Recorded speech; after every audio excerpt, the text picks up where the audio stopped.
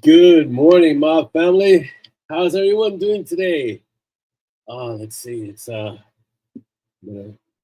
a quick intro. It is welcome to MoB Kaffeeklatsch episode 163. Wow, 163. So, just to get it off right off the bat, this is the last episode before the summer break. Make sure I can see all your comments, just so we can get that out of the way right away. StreamYard's acting a little laggy today, but that's okay. We're not going to have any tech difficulties. There we go. All right. Okay. All right. Let's see. Hello, Chrisman. Hello. I believe that's Enid. Hello, Heather. Good morning. Paige. Hello. Great AI art. Yesterday I saw that samurai art was fantastic, Paige. Mary Beth. Hello. Kathy. Good morning. Says Audrey, good morning. Hope you're feeling better this week. Jennifer Jones, good morning. Let's see. Dan the man, Mr. Awesome. Greetings and salutations. And let's see who else is here so far. Okay. All right. I believe that's everyone. As you come in, I'll kind of repeat the greetings. Let me read what's up. Oh, yeah. I love that. All the soundtracks for Monty and Strong are fantastic soundtracks. I love them all. It's like I can listen to them on a loop all day. I think I have done that. Let's see. I like how that cat Peaches is just too. Yes, that picture. I had to. It's not my picture. I actually licensed that picture to use it because it was such a perfect picture of Peaches. Perfect picture of Peaches. Let's say that 10 times fast. Let's see. Fresh coffee and donuts. I don't have the donuts, and actually, I don't have the coffee right now. I'm drinking. Would you believe it? I'm drinking tea. But yeah, Heather, cold brew sounds like a great idea. I think I'm gonna have to start making some just to keep it in storage. Let's see. Kathy says Dark Flame was amazing. Devoured it in less than 3. I wish I could write as fast as all of you could read. That would be fantastic. Let's see. Heather says, I enjoyed Dark Flame and have a feeling a line of dialogue at the end caught my attention. What wasn't said says that we may say, it's possible. It's possible. What else have we got? Jennifer Jones, I finished Dark Flame as well. It was awesome seeing a little bit of what Dex can do. That was just a little bit. Am I out of sync? Really? That's horrible, being out of sync. It's never good to be out of sync. Good morning, Laura. Welcome. I'm glad to hear the audio is crisp over there, Dan. I wish, Chris, I could write as fast as you guys could read, or even as fast as I could read. If I could write as fast as I could read, I'd have like 1 million books out already. That'd be fantastic. Totally worth it. Totally worth it. Yeah. I'm not gonna jump into spoiler territory, so I get it. We've read Dark Flame. Obviously I've read Dark Flame, but I don't want to spoil anything for anyone who hasn't. So if you haven't read Dark Flame, just let me know, and I will kind of stay away from certain topics. But I hope you're all good, doing well today. Today it is a nice, cool 65 or something over here in New York, so that's really good. Took a nice walk this morning with the pooch, with the pepper, and it was nice. I wasn't melting. Yeah, I wish it would be so good if I could write as fast as I could read. That would be mind blowing. So fantastic. And like Chris says, nobody can write as fast as they read. No one. But if I could, I would. I get so. Let me address a few of the elephants in the room. Okay. Dark Flame. I think we can officially call it a cliffhanger. So I was asked a few times by some readers who sent me messages and emails and notices. This is lemon ginger. It's really good. Really good. Really good tea. I don't drink tea often, but sometimes I gotta embrace the Monty side sometimes. And it's called Steep is the brand. So it's really good. Yeah. Oh, yeah.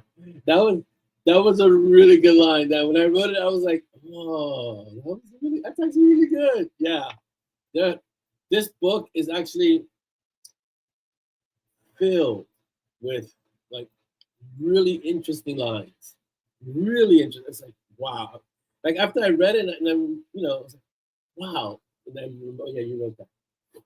Yeah, this is more than a hill hugger, so I want to address that. Yes, it is more than hill. I don't know if it's exactly a cliffhanger, but it's definitely more than a hill hugger, and that's why I made sure to include the first chapter of Dark Mage, because at the very least you should see where it's going, in terms of the story, how it's continuing, and the depiction of Casimir is really interesting. I discussed it with Chris, and I also spoke to some people who dealt with people who are who are getting older, who might be suffering from late stage either dementia or Alzheimer's, and I wanted to kind of get some reactions. I also researched it online, so I wanted to kind of capture that with Casimir also. Good morning, Connie. Welcome. And I think I want to say I think I got the gist, the feel of speaking to someone like that. Yeah. Yeah, good cuppa. That's exactly what I'm having today. A good cuppa. So, um, so I wanted to touch upon that. But yes, it is somewhat of a hill hugger slash cliffhanger. I apologize for it when I addressed this with a few of the readers who were chastising me for making it a cliffhanger or slash hill hugger. They didn't say hill hugger; they said cliffhanger. I was like, it's not. It's interesting because I guess some readers think that we start out a story intending on leaving it as a cliffhanger, but I never started a story with the intention of me leaving it as a cliffhanger. I try to resolve it, and you guys can know because if you go back into Mountain Stone series, you'll know that they kind of all end, but they have threads that continue. But the story that's there, present in that story, is pretty much resolved, and then the characters continue on to something else. I very rarely end up or start out writing a story and then ending it up as a cliffhanger with that intention to say this is going to end as a cliffhanger. That very rarely ever happens. Um, but I did warn you guys on Dark Flame, Dark Mage, and Absolution that those were part of the trilogy. Those three, like a mini trilogy within the greater series, and they might end up as hill huggers slash cliffhangers. And yeah, that's what happened with Dark Flame. But Dark Mage, it might end up as a hill hugger. It might. I don't want to say no. I don't want to say yes. It's kind of in between. So I'm gonna hold off on declaring it that it's a definite hill hugger slash cliffhanger. But it continues the story as you see. When you read the first chapter of Dark Mage, you realize it just continues on right after what happened in Dark Flame. And one reader was asking me, why didn't you just write all three books as one? I was like, that would make a very, very, very large book, like almost 200K, which I get. Epic stories can be 200K, but I'm not in the habit of writing books that long. I've written books. I think the longest I've ever written was like 70 something K, 73. But 50, 200K is like, it's like, that's a long book. And it's kind of like what Jennifer said.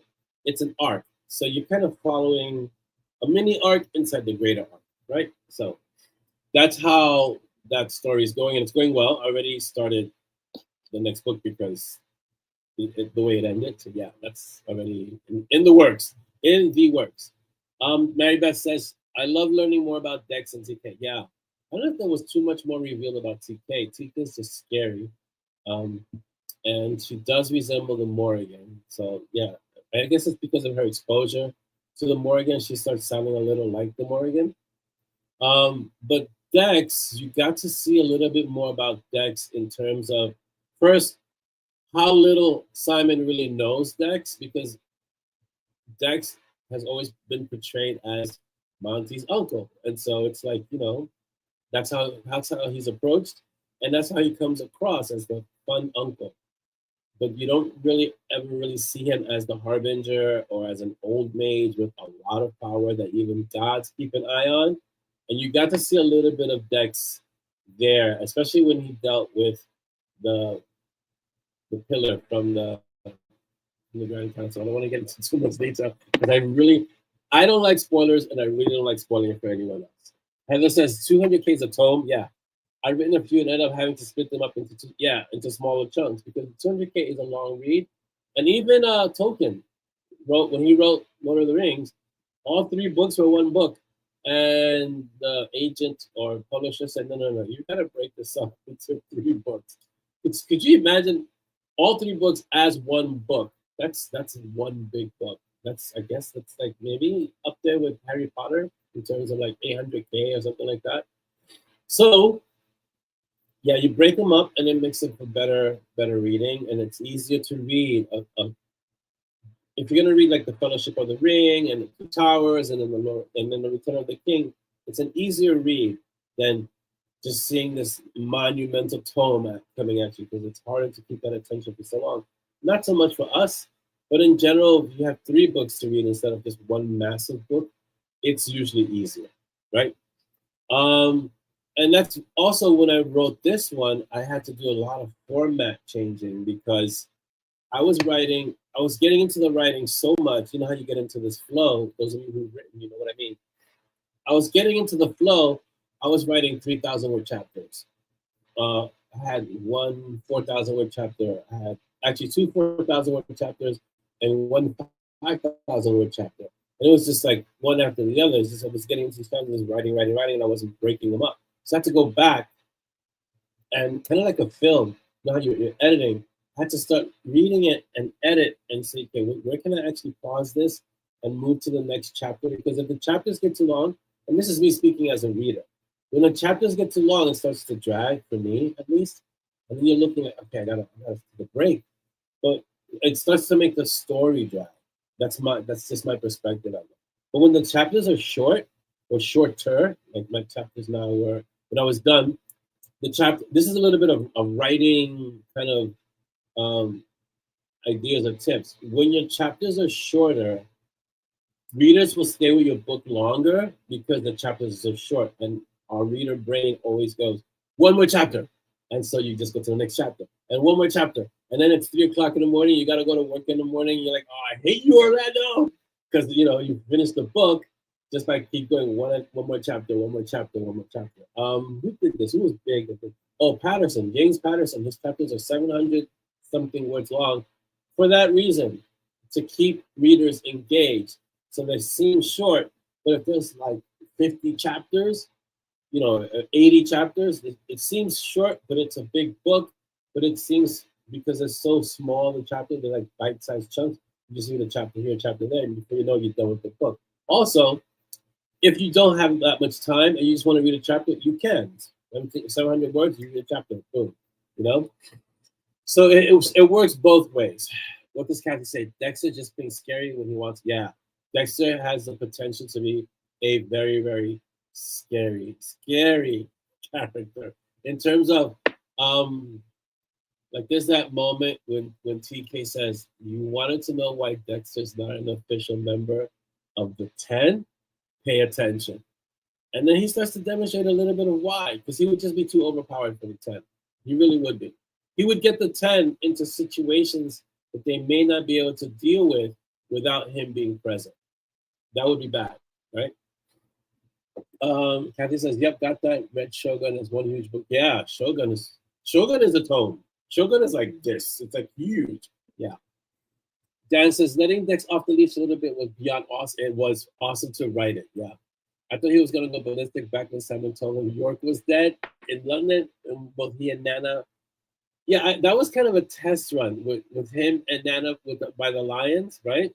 Because it was really more Nana, because he took a back seat to he let Nana do what Nana does, right? When Dex said, deal with this upstart or I will. So to finally see him go off just a little, I read that chapter a few times already. It was an instructional moment for Simon and the reader. Yeah. The potential for Dex to do what needs to be done is there. But understand that he has to walk, because he has so much power, and because he's such an OP character, I have to be careful with how he's used also. But he has to walk a fine line in terms of balance. So yeah, um, I let him let him flex just a bit, but still had to rein him in because it's like what TK said.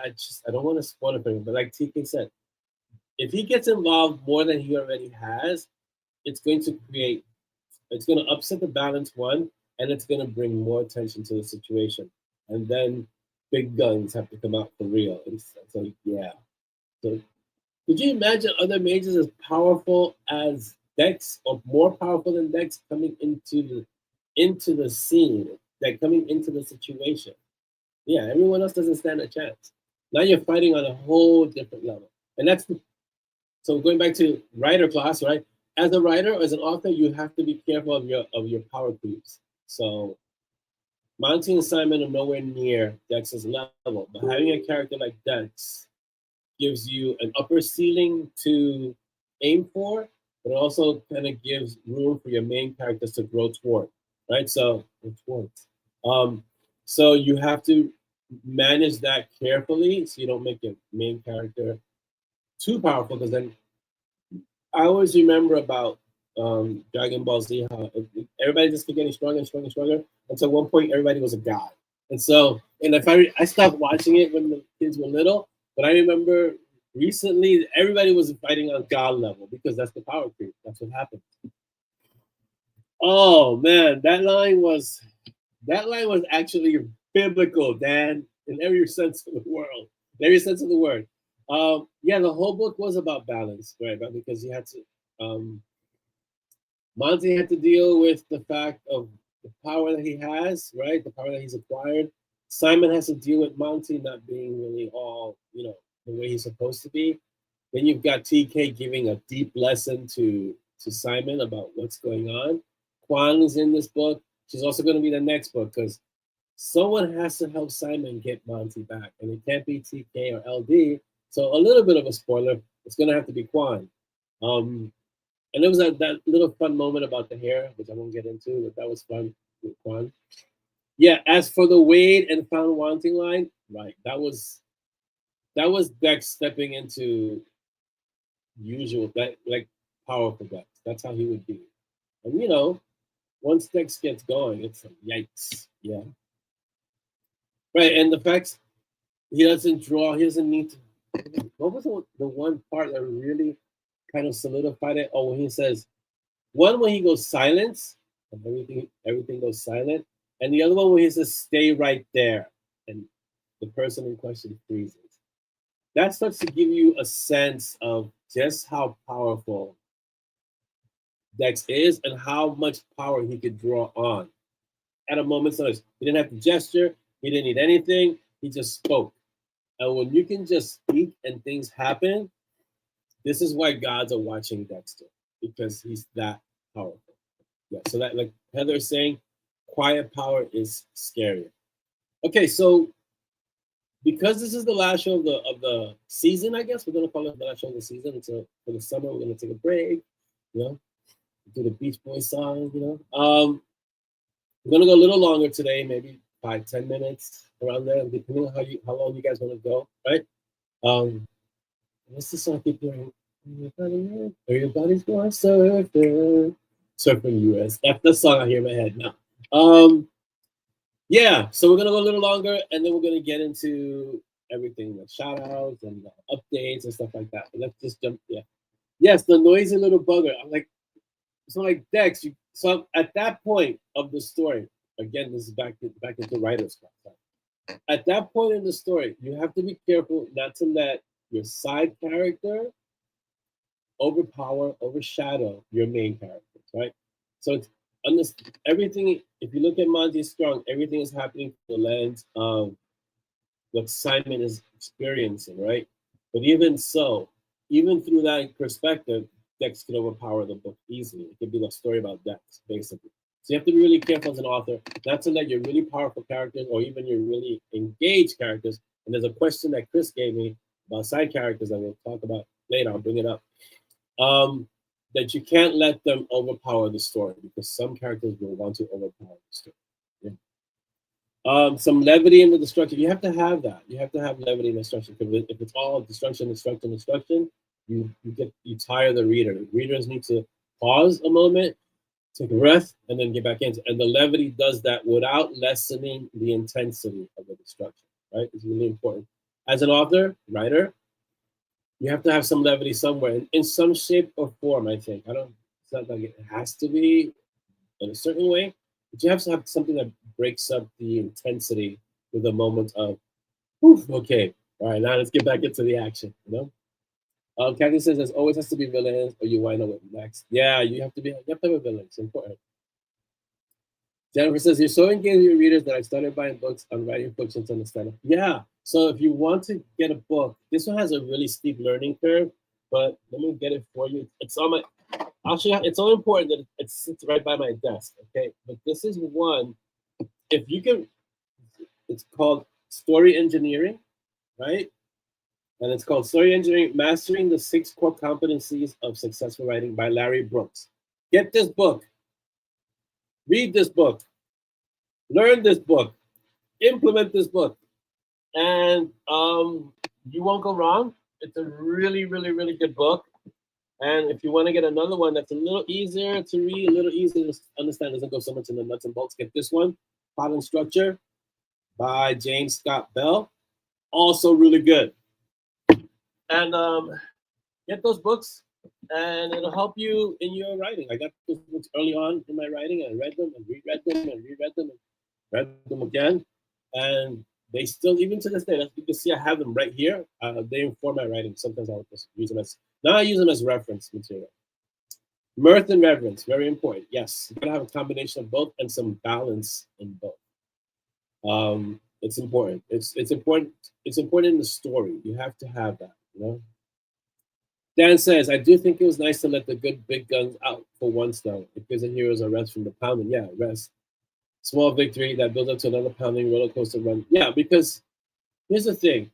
If M&S, Mountain Strong, are always going to be up against some big bad that's constantly kicking them behind, right?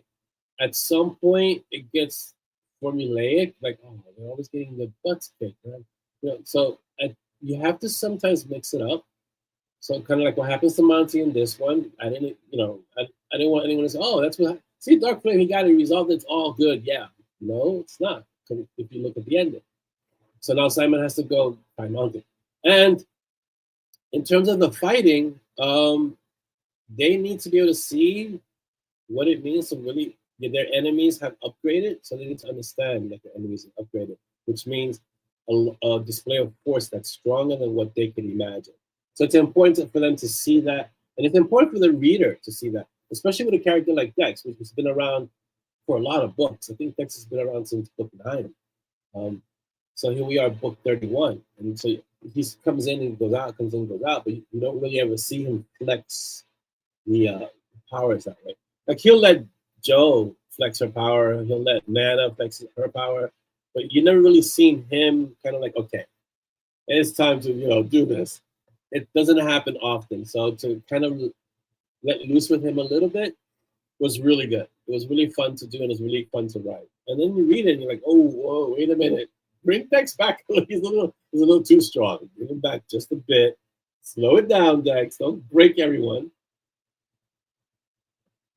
So yeah, so that was the experience of writing Dex that way. Again, that was not anticipated. I didn't anticipate unleashing Dex like that, because this whole context of Dex and the Grand Council and why he's kind of laying back and why he's kind of letting Monty and Simon take the lead is because he needs to maintain the balance. If he gets too involved, it means he's too involved. And so now other entities or beings are going to be like, oh, so Dexter's involved? Well, in that case, let's go to war. And it's like, no, we can't. So that's why Dexter kind of has held back. But in Dark Flame and Dark Mage, there's going to be a lot more Dex, and in Absolution, is going to be like these 3 books, because it's basically trying to bring Monty back to a status quo. So you're going to see a lot of Dex in these 3 books. Maybe not as involved as Dark Flame, but a lot of Dex. Yeah. Does it still surprise you when a character goes off track?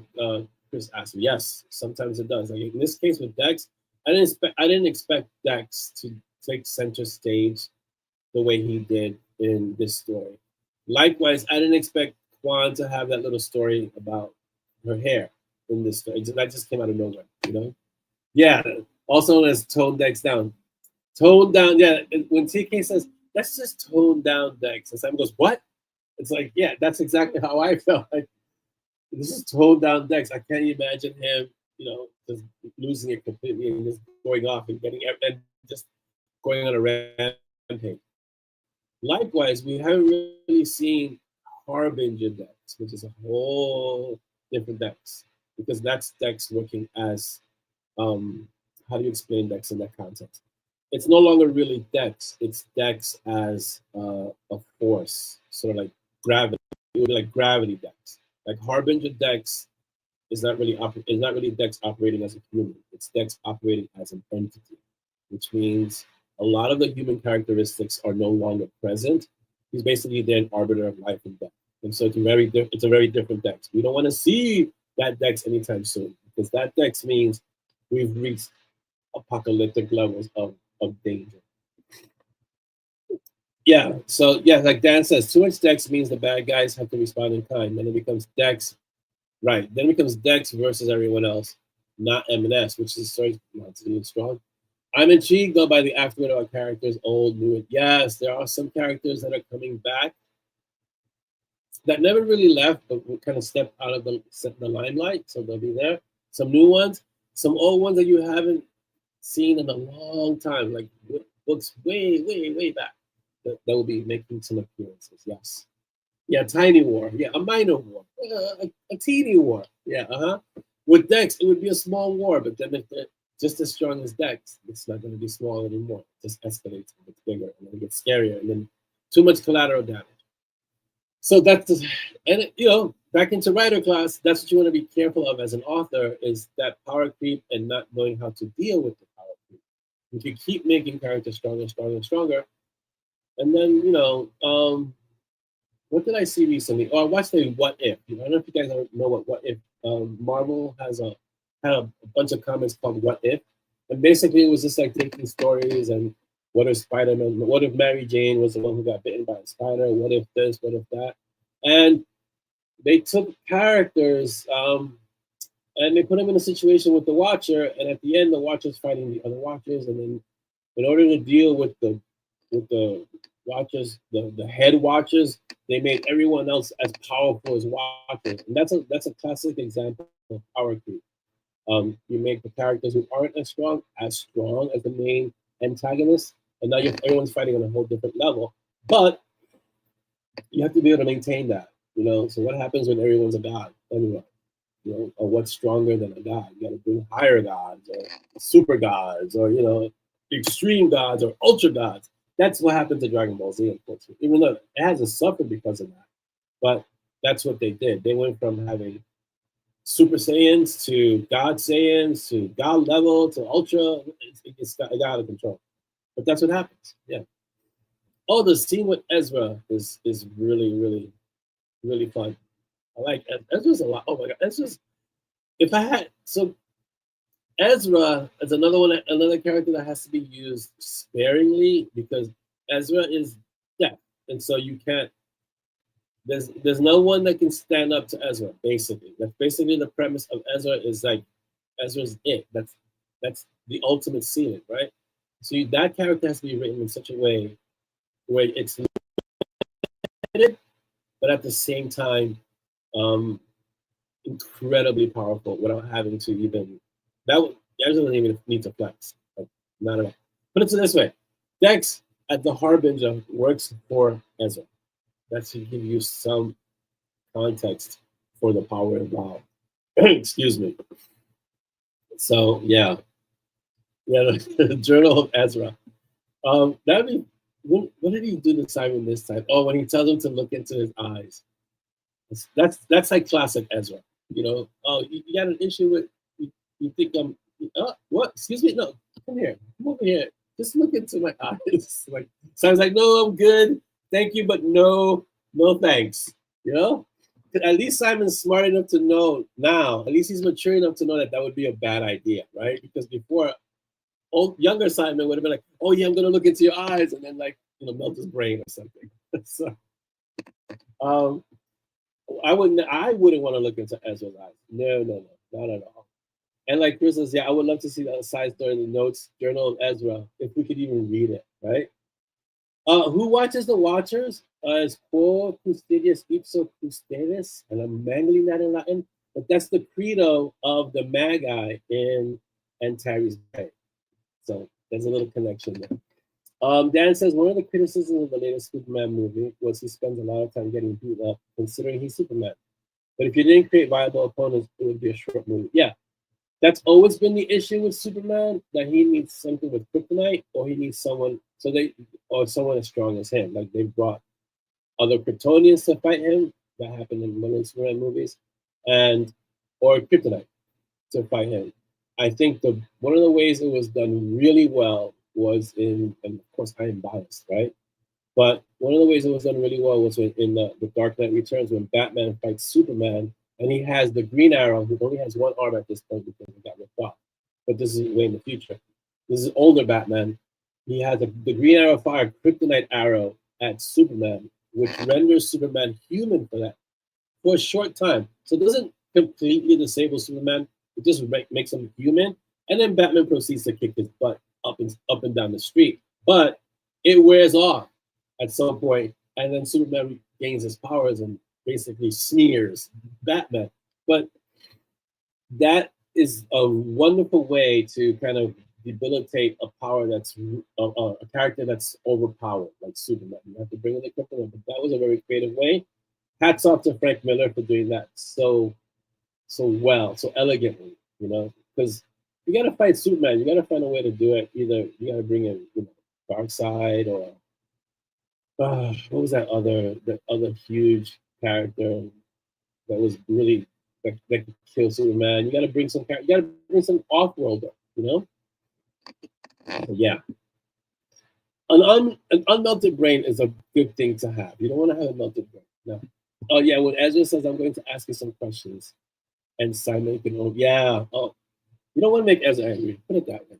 You don't want to make Dex angry, but you really don't want to make Ezra.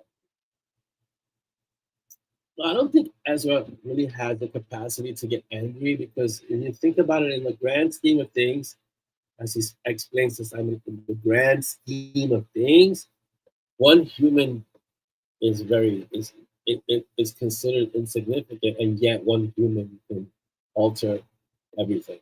So I thought that was a great kind of paradox of, because Simon complains that, we're just going to be entertainment, and then Ezra kind of gets like, what? No, let me explain to you where this is coming from. And he kind of sets Simon straight on that, and what fascinates him in terms of dealing with humans.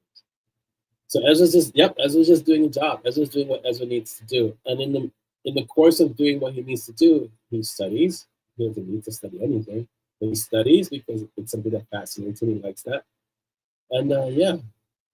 Oh, that's such a great question, Jennifer. Since Simon will live long, will he ever meet Antares? I don't know. I don't know if he'll ever live that long. He could be like is it from Doctor Who, the face of Bo? So he could be like the face of Bo and live so far into the future that he becomes an entirely different entity, right? That's what happened. What's the new character from Jack? It's Jack, right? The character that's there that becomes the face of Bo. Come on, Dr. Who fans, you got me. Come on, help me out with this one. But I know it's Jack who becomes the face of Bo. And just because he lives so long that he just becomes a big head. Right? So yeah, so that's the face of Bo is really that was amazing. When I found out that was really Jack, that just exploded my head a little bit. Captain Jack, yes. And he becomes the face of Bo in the future. So I don't know if Simon will become the face of, the face of Strong, Deathless in the future, just Deathless. No hint of Simon Strong ever, just Deathless. Never know. It's a good idea, Jennifer. I think that would be a fun kind of little tie-in. I could write a future story where it's so far in the future that Simon's alone, but he kind of reminisces about who he was when he was Simon Strong. That'd be a fun story. Dan says there will be repercussions to anyone that helps you. Do those repercussions apply to you? Yeah. Come on. I mean, really? Are you really gonna really apply those repercussions to Ezra? Really? Ezra? See, that would be a time where Ezra would laugh, but he wasn't in a kind of joking mood. But that was a great answer. It's like, I don't know about repercussions applying to Ezra.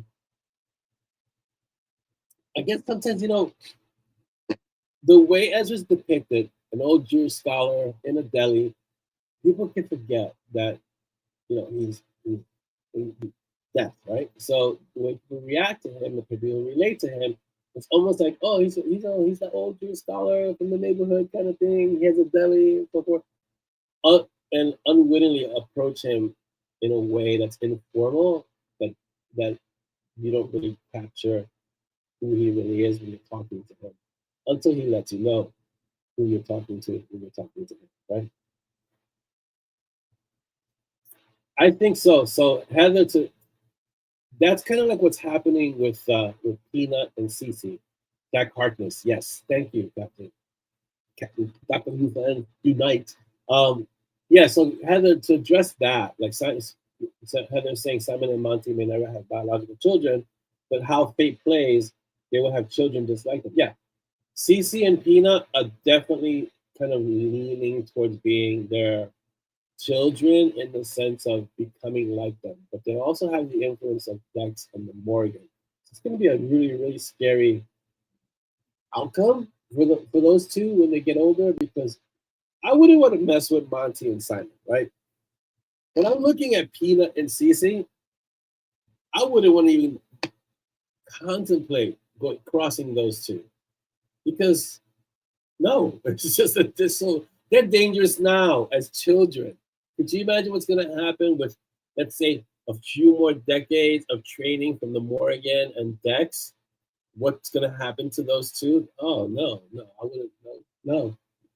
Couldn't pay me to go up against those two. I just wouldn't. Even Peanut alone, like Cece's no joke by herself, but Peanut alone, Peanut's the scary of the two. Because at least Cece seems to me, as I write her and as I think about the character, she seems a little bit more compassionate. She has a more a more warmer side. That's kind of ironic considering she's like a Jotner, an ice mage, right?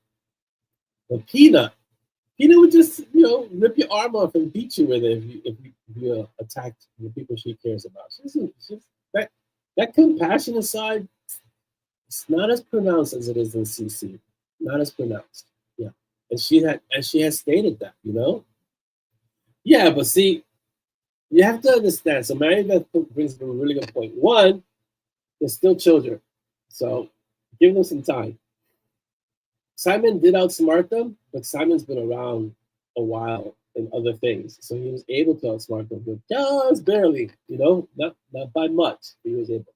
Yes, Cece has a bigger heart because Cece comes from um, a home where she was loved, right? Peanut had a much rougher start. If we're going to go into backstories, and don't forget that if you read the story, Peanut was going to have her powers stripped from her, and she has held on to that grudge. In fact, she has nurtured that grudge. So, um, yeah, you wouldn't want to mess with Peanut. Peanut's the one that's going to keep Cece safe when she's saying, "It can't be that bad, really? I mean, they just want to help."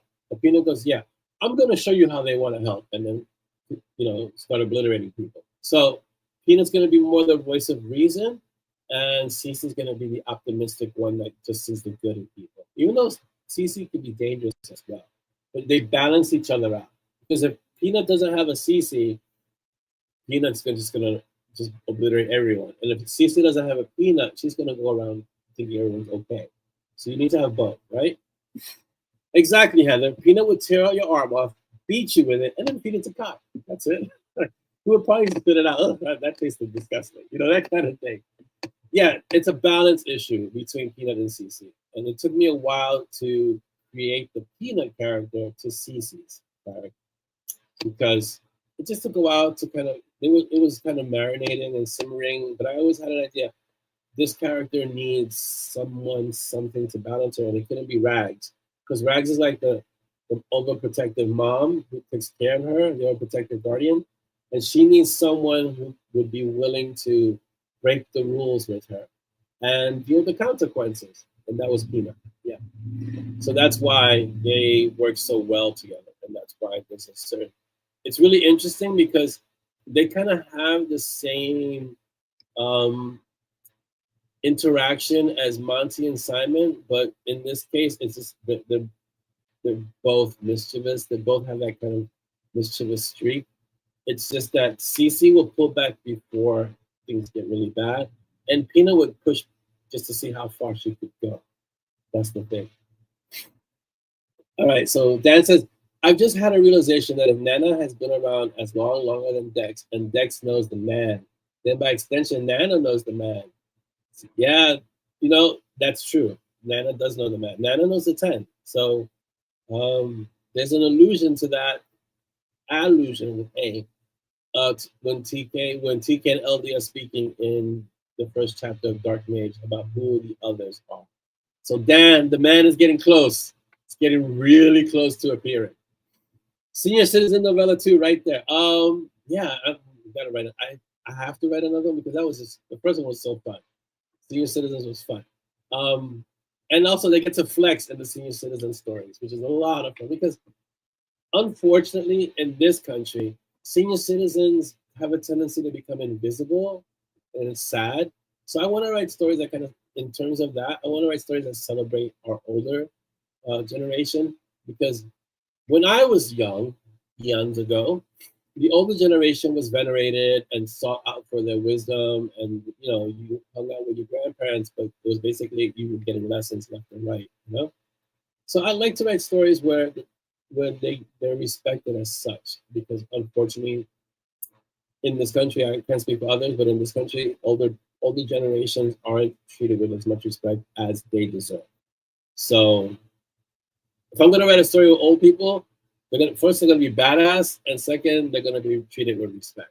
And so yeah, that having Dex and Nana together on another story, that would be a lot of fun. I think that would be good. With another story with them would be taking Peanut and Cece shopping. That would be awesome. Having Dex and Nana have the older generation take the younger generation out, like let's say to lunch. Like grandparents are great for taking the grandkids out for lunch, and letting them eat whatever they want and spoiling them and all that great stuff.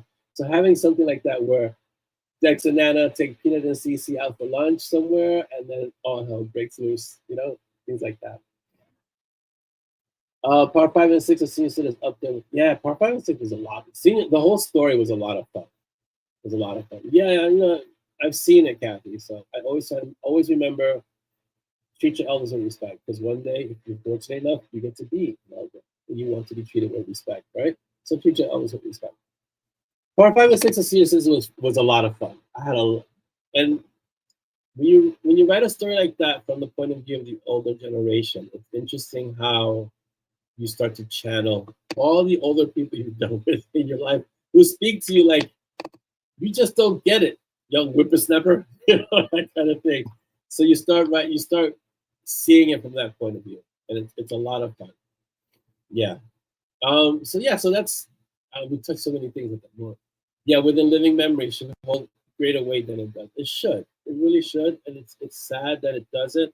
But if I have anything to do with it in terms of writing the stories, my older generations are always going to be kick-ass, badass characters who, if they're not respected, the power that they wield will immediately garner them respect, just by the default of the power that they wield. Yeah. Oh yeah, that would totally be awesome. That would be awesome.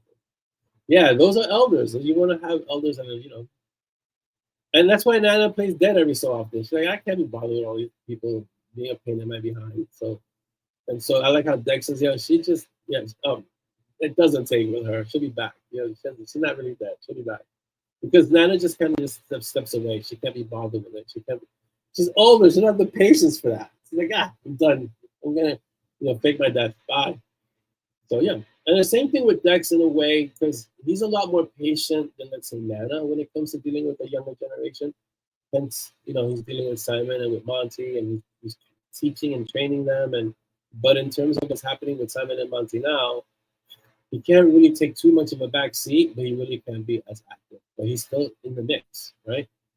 And when you have a mage that powerful that's being watched by gods, it's only a matter of time before something goes wrong and a much powerful, a stronger being gets involved, or a stronger being engineers something so that they can get involved, right? So it's alluded to in the story too. Some beings don't want a war, but they won't mind getting into one. And some beings want a war because there's a lot you can do in a war you can't do during peacetime, right? So yeah. Oh yeah, Marvin and Red too. Both those movies were fantastic. Helen Mirren was awesome in those movies, awesome. And Marvin was John Malkovich is just an incredible actor. So yeah, he dies all the time. And I like, can I get the pig now? Can I use the pig? And I'm looking like, what the heck is he talking about? Can I get the pig? And he pulls out this, I don't know what it was. It had to be some kind, like a magnum or something. He pulls it out of the pig and takes down a helicopter or something like that. It's like, it's crazy. Marvin's a great character. Marvin is a great character. And then when the Bruce Willis character puts a pin in his hand and he doesn't react, but he's still alive. Oh, that was great. That was great. All right, I'm gonna get to questions early because we have a lot, but we also have a lot of time. So yeah, the wise will always kick ass over the young. Yes, this is the saying. Even within the M&S world, the old and crafty, being old and crafty, always will outdo the young and powerful because the old people do not fight fair. Where did I write that recently? I wrote that recently. Yeah. Oh, I wrote it. It's in. I'm sorry. It's in M&S. It's in the M&S universe, right? But it's also Gray because Gray Strider is old and crafty, and it's in the latest book of Antares Gray. There's an old character teaching Stiletto, who's used to be Jordana. It's a lot. And I don't want to explain it now because it's just complicated. But he says the same thing. I'm not old because I'm lucky. I'm old because I don't fight fair. So things like that. Dex grumbling makes him so relatable to his money. Damn it! A little warning next. Yeah, when Nana drops him. Yeah, because he's like he gets cantankerous. Let's do the links first, and then I'll do the questions because that way we can just get into the questions and let it evolve. Okay, so I'll do the links first. Okay, you guys know the drill. We have a YouTube channel, so some of you are on YouTube. Don't forget to support us there. Don't forget to share, like, and subscribe, and tell other people, hey, we're on YouTube, and point them in our direction. It's at Bitten Peaches Publishing. So please like, share, subscribe. It helps the algorithm. It helps the channel grow. Right. On Instagram, I have been posting on Instagram, so yes, please follow us on Instagram at Bitten Peaches, and I'll keep posting on Instagram, especially now since we have a nice big break for the summer. I'll make sure to post on Instagram even more. Zazzle, this is our swag. We have Zazzle swag. Go visit our store and go check it out and see what's there. We also have, drum roll, I would do it, but the way StreamYard is kind of laggy. We have a Patreon. Thank you, Chris. This is the first link. So Patreon. Listen, I'm going to be frank with you. Not frank from our stories. Just frank, honest. If you're not on Patreon, you are missing out on some really fun stories. I'm having fun writing them. Patrons are having fun reading them. It's free to join, and if you want to go up in tier, you can, but it's not an obligation. But if you're not on Patreon, there's so many things that we refer to, even in the Kaffeeklatsch or in the MoB, that you're not going to be privy to because you're not on Patreon. So go get on Patreon. There's the link. Go join Patreon. And tell everyone you know to join Patreon. This is our Instagram link. Let's see how well StreamYard created. All these links, by the way, are available in the MoB. So if you can't get them here, in the MoB, they're there. And Zazzle, which is our store, is M&S, EMANDS. Our Zazzle swag store is there. There's a link. There it is. The RF link, the reference link. Please use that when you get anything from the store so we can track the analytics. Helps us. I can't give a shout out to our patrons because it's just, we will be spending 10 minutes just reading out names, if not longer. So For the last book, Chaos Rising, I always put in the back of each book the patrons, you guys who are amazing and gone above and beyond and support the writing. I put your names in the back, that's been a recent thing. I think it's only been like 5, 6, maybe 7 books uh, since I started doing that first and last name. It's gotten to the point where I have to be really careful now to get.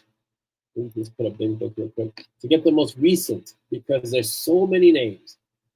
It's incredible how our patron has exploded. So I want to give you guys a huge thank you, huge shout out.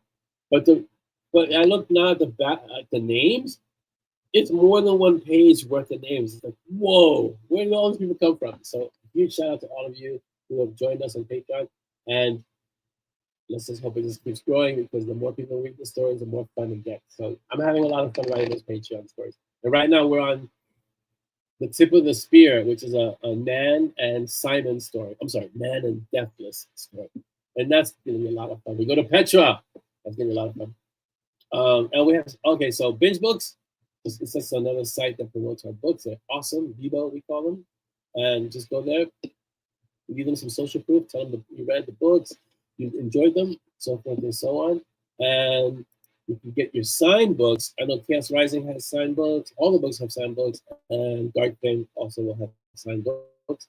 So you can go to our website here. It's a website, orlandoasanchez.com.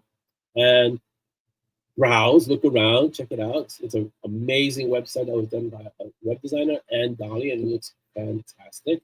And then you can also order your signed books from there. So go check it out. I think that's everything. All right, we have questions. Let's go. Okay, let me just take this off here. All right, questions. All right, first question. Okay. Katie Cunningham. Katie, I don't think Katie's in the show, like in the episode here. But we have questions. So if you have a question, this is a good time to ask them, and I'm going to address the questions that people leave on the post. Okay. So if you have a question, this is the time to write it down. Okay. Katie's questions are: over the course of different series, you've used glyphs, words, sigils, and runes. Is there significance to this, or just a progression of descriptors? No, there's an actual significance. And wow, they're used specifically in different parts and different areas for different purposes. And so I always get the whole everything is runic in M&S. It's like a runic this, a runic that. So, but there's a reason for it. And if you're really paying attention, different series use different descriptors. So M&S is all runes. I want to say sigils are Nixia white. There's a lot of sigils in there. Glyphs and wards might be in the gatekeepers. So there's a reason for them being so different. Hello, Marie. Welcome. Oh, you can't stay, but thank you for coming in. We'll catch again in September. This is the last one until the summer's over. So thank you for dropping in and saying hello. Have a great rest of your weekend, Marie. Next question. So I can't explain all of them, Katie. It's a very involved reason why each series or each story has different ways of dealing with magical inscription. There's a reason for it. So it's not just a progression of descriptors. No. Okay. Next question from Katie.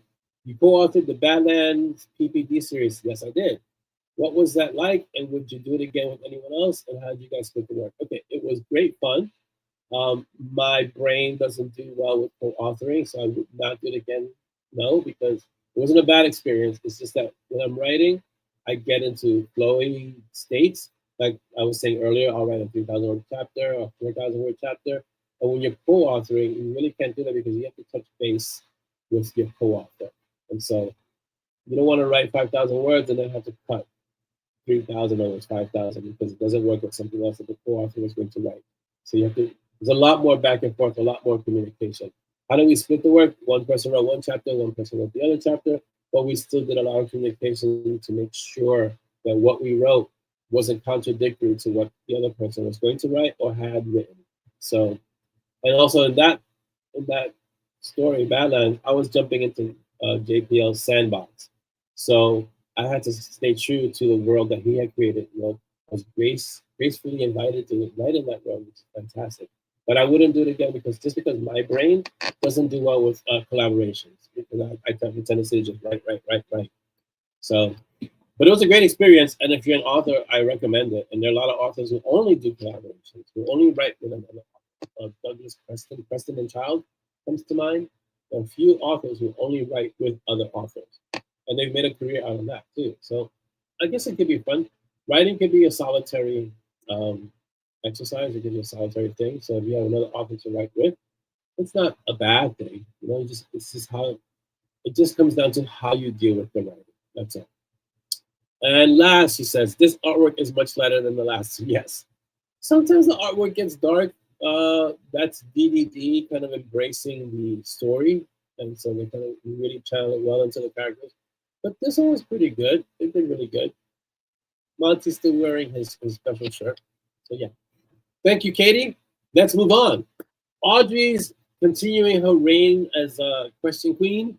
Is there a particular scene that most resonates with you from your book? Ugh, Audrey, 31 books in, Audrey. You know how many scenes I've written that resonate with me? All of them resonate with me somewhere. Recently, I'll tell you, what resonated with me the most was Peanut's story. That was like, it really hit with me. There was another story in there. I don't want to get too deep into it because it's a Patreon story. The Patreon stories have a tendency to resonate more only because I'm writing them. No outline. They're all pretty much pants, except for the Morgan's Man. But even the Morgan's Man, I don't really outline. I know where I'm starting, I know where I'm ending, and all the middle is kind of like, let's go. And so those stories really resonate with me.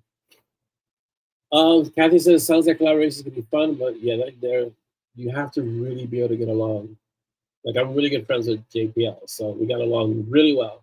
But you have to be able to get along with the person you're writing, or else there's gonna be friction. It can't be power plays. You have to go into this equally, and that's why you write an even number of chapters, and you're writing. You try to make it as balanced as possible. Augie's next question is: did you ever make prank calls when you were a kid? Of course. Was your refrigerator running? Go catch it! That kind of thing. Yes, all the time.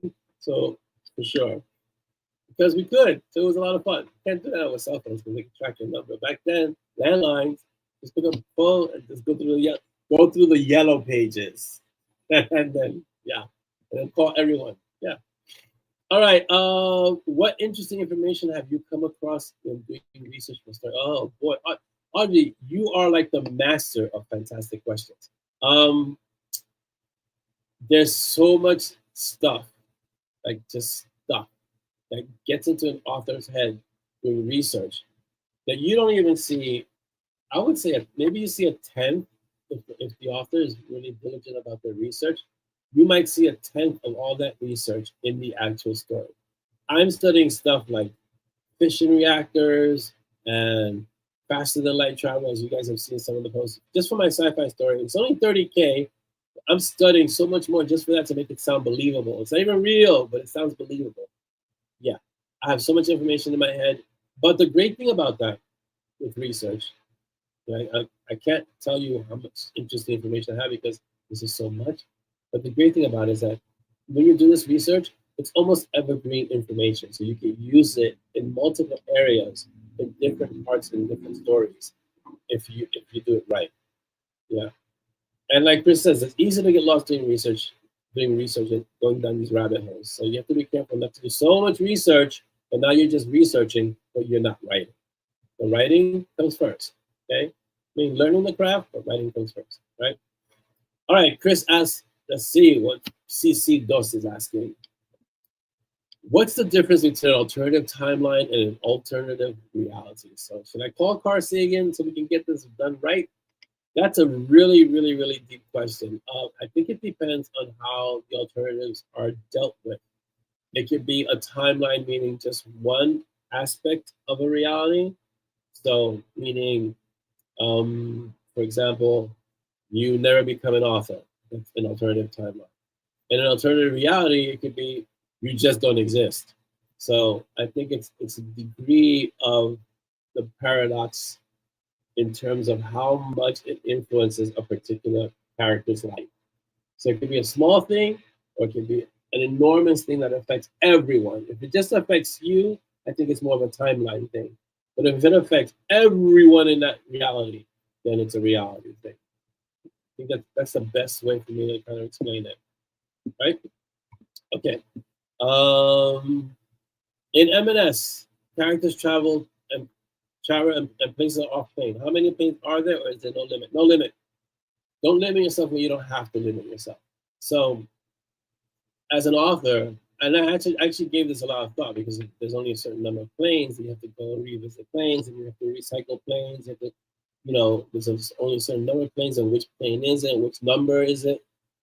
If there's no limit, it's no limit. It's just this plane. We just go to that plane, and we'll go to that plane, and we'll go to this plane, and we'll go to that plane. Like right now on the Patreon story, there's a plane that comes off Petra, so they can go dealing with peace through 3 factions. No limit, because you don't want to limit yourself artificially. There's because there are going to be limits anyway, like that are part of the story. Let's say the planes are unlimited, then you can always have a plane that you can go off to do something that you need to do. So it makes it easier for you as an author. And trust me, I want to make your life as easy as possible. When you have to convey a story that's completely complex or convoluted, the last thing you want to worry about is what plane was this number? What? Oh, okay, I don't remember.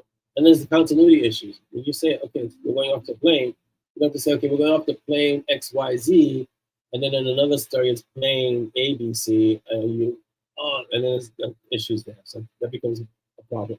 So no limits. Just be like Doctor Who. Just go all over the place. Just enjoy all the dimensions, all the galaxies. Just go. All right, last question from Chris. Which side character, one and done, surprised you the most by demanding you write their story? Iker. Iker surprised me the most in terms of that. Now, I've written a lot of side stories, like side characters became main characters, but Iker was the one who, first of all, he was supposed to die when he met Michigo. So that already threw me. And as I'm writing the scene that he's going to get blasted by UV light because Iker's a vampire and Michigo is going to just turn him to dust, somehow his supposed dying turned into he had a teleportation disc and he got out. So already I'm thrown off because it's like, no, this character's gotta die. You know, that's it. He bites the dust here. This is where it ends. Iker the cleaner dies here, right? Iker said, I don't think so. And then so it's like I have to write more of him. And then I wrote a short story. And then I had to write another short story. And then I had to write another short story. So I've written 3 Iker short stories because it was a character that refused to die. And he said, no, you can't kill me. You know who I am? I'm Iker the cleaner. You can't kill me. Another character that did that was Bug. Bug didn't have me write short stories. I was writing a trilogy, The Gatekeepers. I wasn't just writing a short story. I was writing actual books. And Bug said, you know what? The second book, that's all mine. And the way of Bug is just Bug taking over the entire story. I had to write out Porter. He had to get captured so that Bug could step in and rescue him only the way Bug could do it. And Bug is such an awesome character. I gotta go back and write some more Bug. But Bug is such a great character. But she was another one that was like, nah, I think I'm gonna be taking over this series right now. Thank you. And she did. She took over. She's like, and Bug is awesome. Yeah, Bug is cool. I love Bug. Bug is a great character.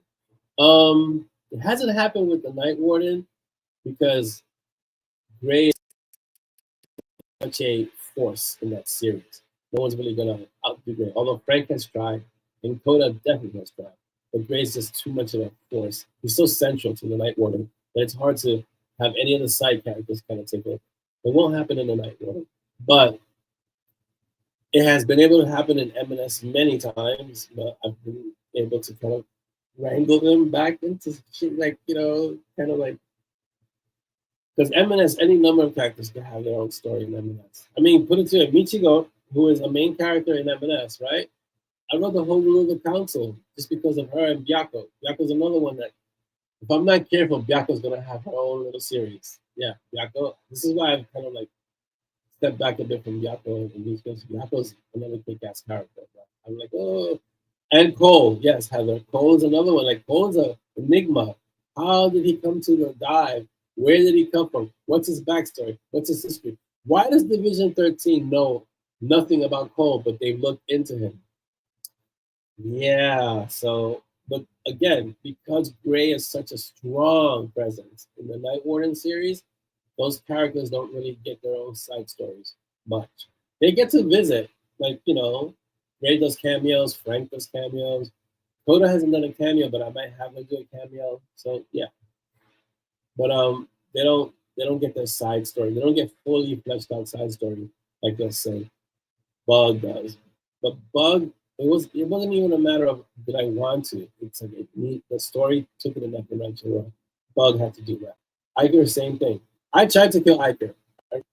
Like that was a character that was about to get dusted. Like he was done. When I brought in Iker, it was with the express purpose of ending Iker. I didn't bring him in to have him continue doing things. And somehow that developed into Iker having this awesome motorcycle and his assistant Sabine, and it became a whole thing. Iker became a whole thing. It's like completely got away from me. That one really got me more. Oh, there you go. Yeah, Frank is awesome. Frank is awesome.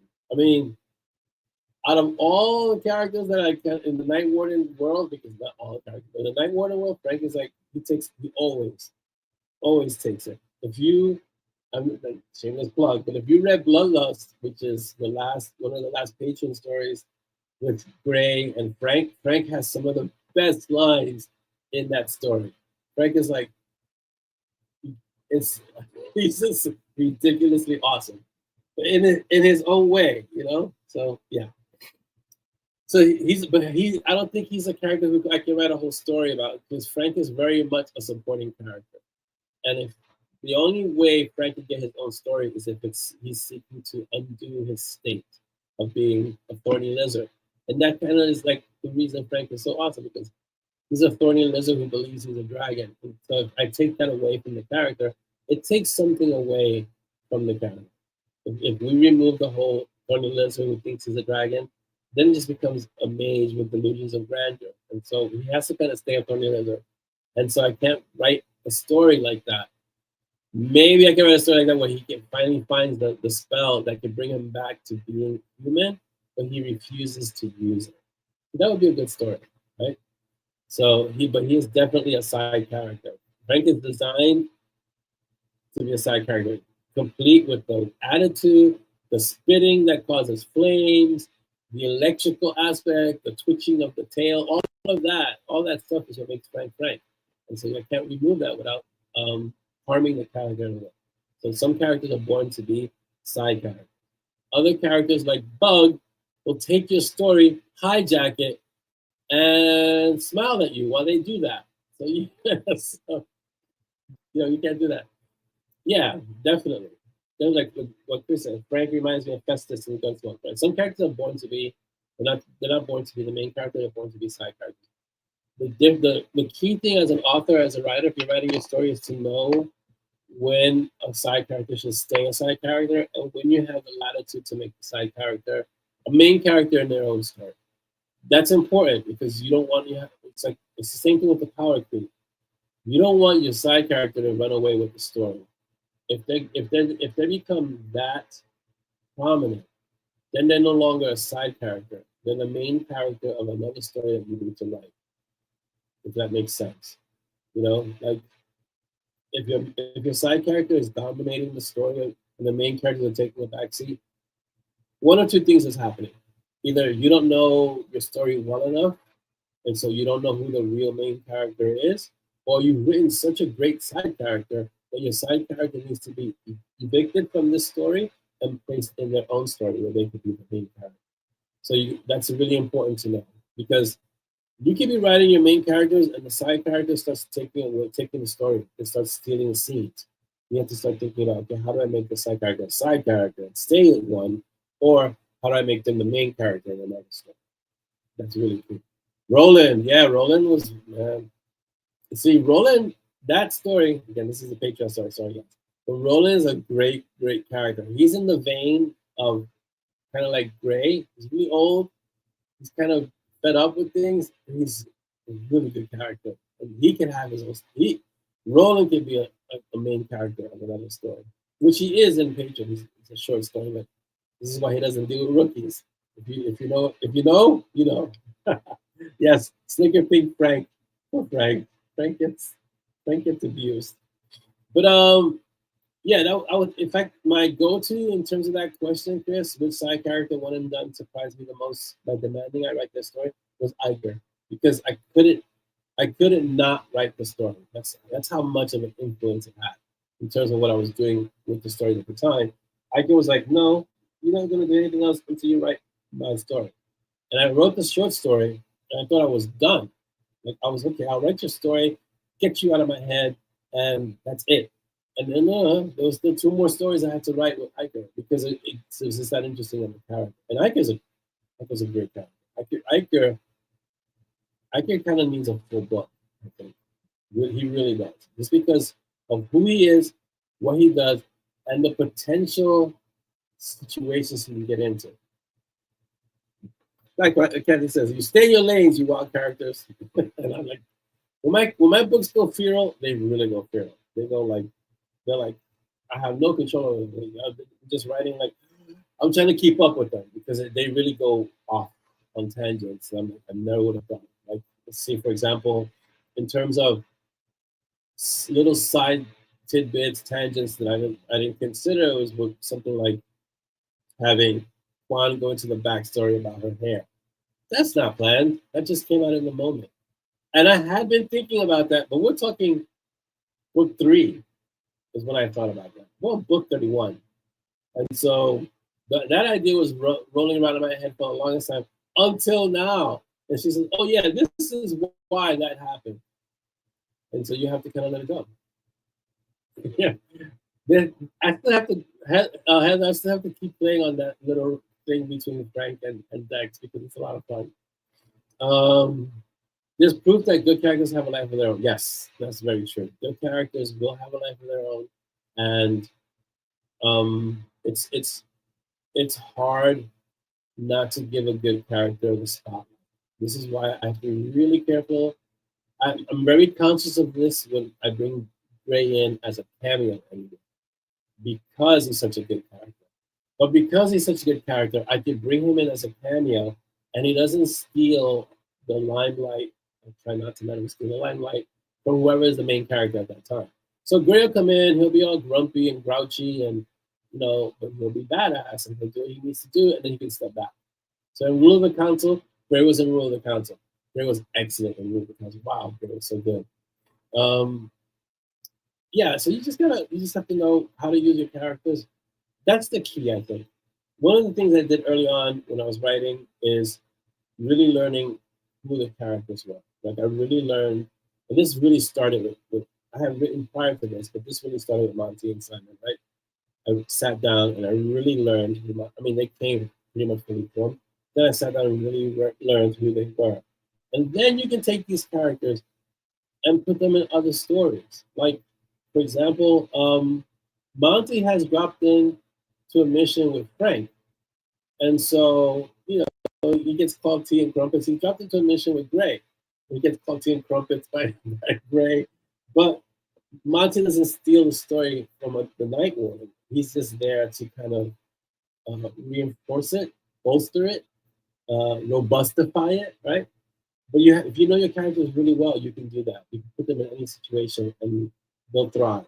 If you don't know them really well, then that's when you kind of lose the voice. So you have to really know your characters really well. Let's see. Oh, Chris says, I love that Peaches has been training Simon with nudges all this. Yeah, I thought that was really good. I thought it was time to bring it out because it's always, he nudged me into almost dislocating my hip. He nudged me and really launched me into a wall. He nudged me and I almost, fell down.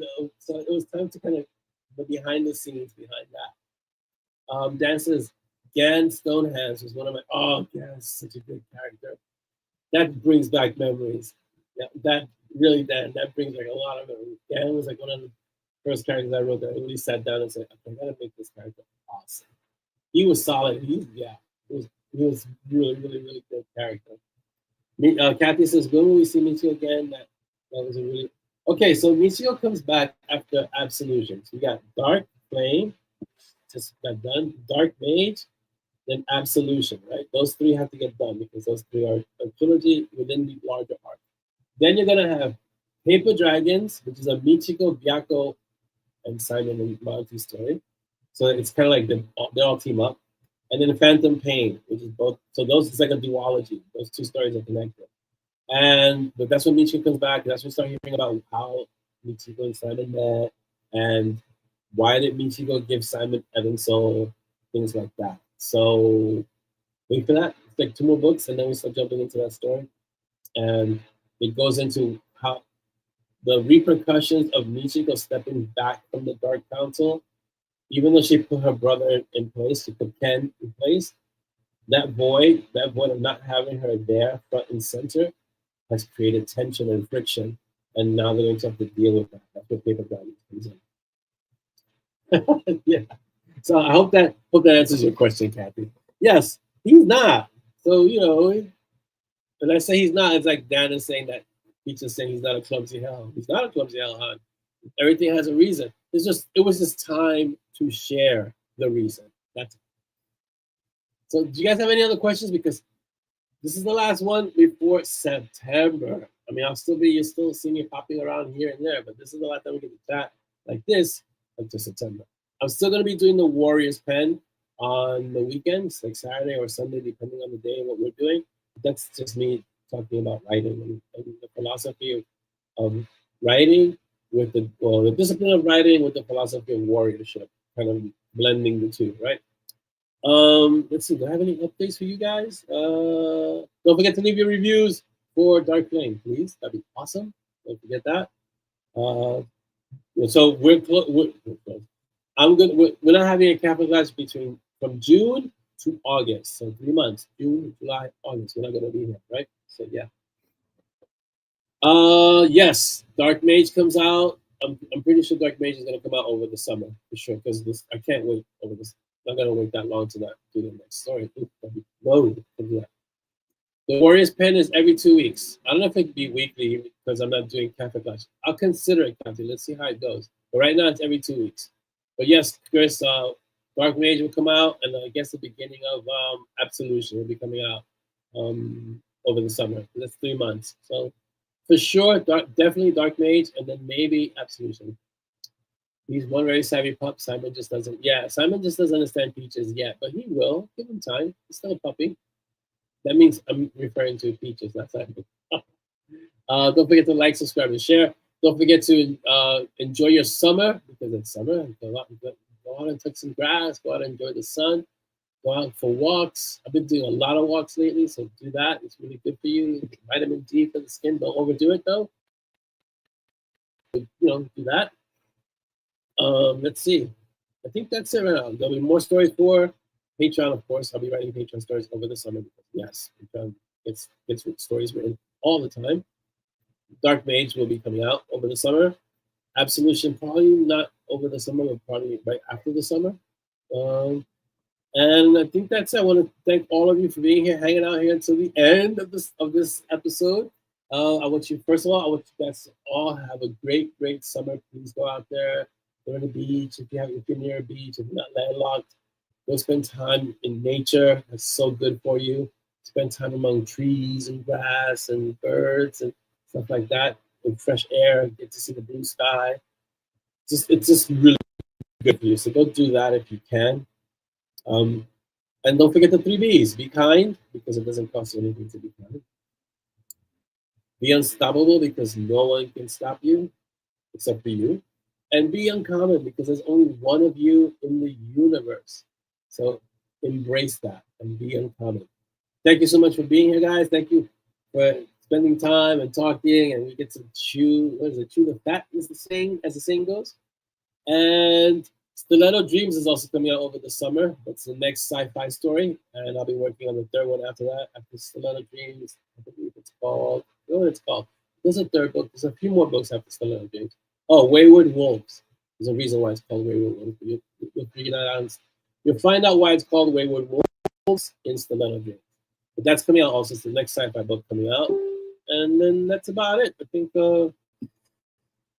I want to say just huge thank yous to all of you guys. Thank you. Don't forget to leave your reviews, please, for Dark Flame, because it does help the book. It does help the book with Amazon. They get to kind of promote it. They send an email. So yeah, Orlando just left another book. Go to another book. Go get it. And but go outside. Spend some time outside. Have fun. Enjoy. Have some great conversations. Have some great moments. Have some great days. As Chris says, time outside extends your life. That's really important. Just go outside and walk, enjoy the air. I'm not saying go outside and run a marathon. Unless you like to do that, then do that. But go outside and walk. Enjoy the sun. But when I go out in the morning and the sun is just coming up, stop for a moment, just feel the rays, because we spent a winter where it was freezing all the time. So I really appreciate I can stand there and feel the warmth of the sun. So yes, go do that.